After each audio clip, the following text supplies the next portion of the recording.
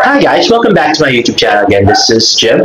At naka-post ni David Licao kanina. So parang siya nag-blush doon sa kanya emoji. At ngayon naman ay sa FB naman yung quote niya ay ganda mo or caption ganda mo. Yun know, magwapong si David. At mukhang sa Tagaytay yan. At umiim na naman siya guys. At next naman, ay pinapasayaw siya ng Maybe This Time, pero ito lang ang alam kong sayaw. Sundance para tumigil na The Rain. Ayan ang Maybe This Time. Napaka-cute, pero walang kakwenta-kwenta. Walang kakwenta-kwenta ng sayawan ni David. Buti na lang cute siya. At next naman ay TikTok video ni Barbie Fortesa na naka-block din kahapon. Sabi nga nung isang nag-tweet dahil daw sayo daw, nag-TikTok si Barbie kahapon, so kailangan mag-TikTok ni David ngayon. Ganun daw. There's a cute boy with the white jacket and the thick accent. Like, maybe it's all in my head, but I bet we'd have really good backhand. How you pick me up, pull down, throw me around, it just makes sense. How you talk so sweet when you're doing bad things, that's that. Ayun ang cute TikTok video ni Barbie Fortesa na may pag-tweet ulit. Who's the cute boy? O, diba? At kilala natin. Charot lang. At next naman ay more videos of David Licao by Miss Isabel Bulatao sa Thailand. Let's watch it. Okay, so freshly squeezed juice pala yung binili ni David doon. Parang bongkan siya. Ganon. Ayan, si David. Ginosting daw siya dyan. Nung ka-date niya. Ayan. So, nainip na si David ang kakahintay. Ayan. So, tingnan niyo yung straw. At sabi nga ni Miss Isabel, sad boy era of David Licao captured in the vibrant melancholic street of Bangkok. At ang picture ni Pretty Barbie Fortesa sa Bangkok Airport yata ito. Ay nakapinost ni Barbie sa IG kahapon, purpose of travel, business and pleasure, food. So yun pala, yung pangcha pala yung in-order ni Barbie or nilibre ni Barbie sa mga kasama. Ayun na nga yung soup, at ito, fried rice. Yan. Hawak na lalaki yata yun. At met Thai. At ito yung nag-photoshoot siya sa may veranda. At yung kanyang nails. At sabi nga, cute naman ang kamay ng bestie ko, David. Di ba si David pala yung may hawak no nung pinophotoshoot ni Barbie yung mga food. At next naman, ay maki-livestream kasama sina Alden Richards, Adelina Hiroshi, Eduardo Tercita Colyol, Yuta Saito ng Pulang Araw. Yan yung livestream. Kagabi yata yan, if I'm not mistaken. Let's watch this. Favorite scene ko? Siguro yung yung scene ko with si Alden nung nalaman ko na yun na nga, si Lauro yung pumatay ng aking ina. Aabangan natin yan. Aabangan natin yan sa GMA Prime. Oo. Aabangan natin yan sa GMA Prime. Oo, tsaka yung nag-kiss tayo doon. Adeline. Ay, puro ka ganyan kaya binabas din ako Linawin mo kasi. Paano lang yan? Ay, wow, may konting panunumbat, Barbie. Baka kung saan po napunta, silipin na natin, Barbs. Eto na yun, silipin natin. Eto na, At buti na lang pinutol na ni Alden yung conversation na yun. Kasi nga, in-explain na ni David na fake yung kissing scene mo. Makakainis. Ito sabi nga ni Yumi Hiroshi, nabash ka Madam Barbie Fortesa kasi ang arte mo at di mo kayang magpaka-professional sa paggawa ng kissing scene at hindi dahil kay David. Huwag mong isisi kay D ang bashing na nare-receive mo kasi deserve mo yun. I agree. Naman doon, tanda mo na, grabe. Arte-arte yung kissing scene lang. Ay, naku, ewan ko sa'yo, Barbara. At next naman, I got an excerpt from her Spotify interview with Nelson Canlas and David Licao. Let's watch this. You know, I posted something last week and grabe yung grabe yung naging engagement on how you prepare for a kissing scene. Oo nga eh. Ha? Marami? Marami na? Nagbabash. Bakit? Hindi daw ako magaling na actress kasi hindi daw ako nagpapatis.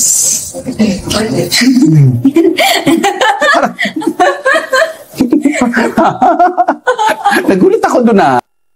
Ay nako, Barbie, buti na lang alam mo. Sino yan?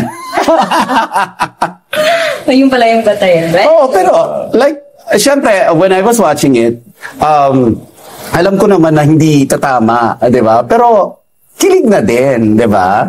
So, ano? Well, medyo, pero mas kilig pa rin kung makatotohanan, Nelson, no?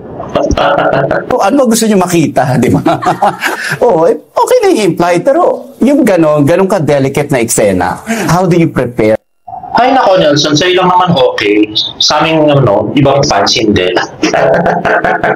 Hanggang di napapakiss si Barbie, mababa siya forever. Grabe. Of course, mouthwash, di ba? Siyempre. Mouthwash, person ka na ko. Bagoong, ganon. Hindi ka kaya ng garlicky. Huwag muna. Muna, diba? Akin na, longganisa yung breakfast Wala naman tayo. Ay, nag-e-expect. So parang ako yung magdamag. Barbs, baka nag-e-expect. Grabe talaga si David na napaghalata at nag-expect pa.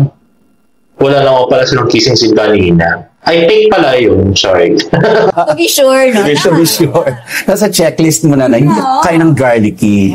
No garlic. Pero hindi, emotionally, how galing Brings back the point of doesn't have to be real. Yeah, acting nga diba? Pero ano ba gusto niya makita, diba? Gusto niya yung kissing scene, tapos gusto niya magsapakan talaga, diba? Katulad tong scene na to, dapat ito, napaka-sweet niya, pero eto nga, sabi nga ni Yumi Hiroshi, mano po lola, pakis nga apo. O di maglola nga itong kiss na to, hindi naman lovers, no? Grabe talaga. Ay nako, Barbara.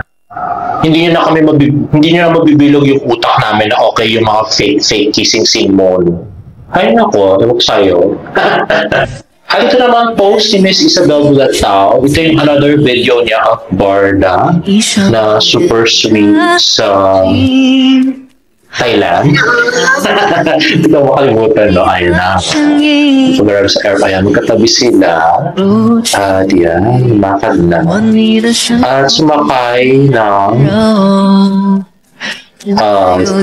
trainer ba yun? Whatever. Hindi kasi ako sumasakay na gano'n sa airport. Ay, nag-libre na nga si Barbie ng pang-chaya tayo nakita ko kanina. At yan, nag-selfie si Barbie. At ayun yung picture niya kanina, no? Yung nag-selfie. Tapos pinipicture niya lahat ng mga pagkain.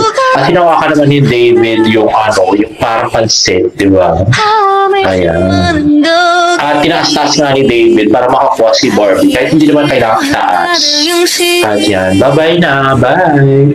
At yun na nga, more videos from Miss Isabel Bulatao. Ayan nga, si Isabel at saka si Nathan naman magkasama doon sa isang park. No, hindi kasi kung pa ng ganyan sa sa airport, no. Pero malayo-layo rin yung airport nila, no? Parang sa Singapore. Anyway, next. Post ng Honda meron ng Smart Key System, yung Winner X. At ito, post ni Jason Alegjaga. Ayan, very cutesy, very demure daw. At mga nasa Pilipinas na yata to, guys, nung kinuna.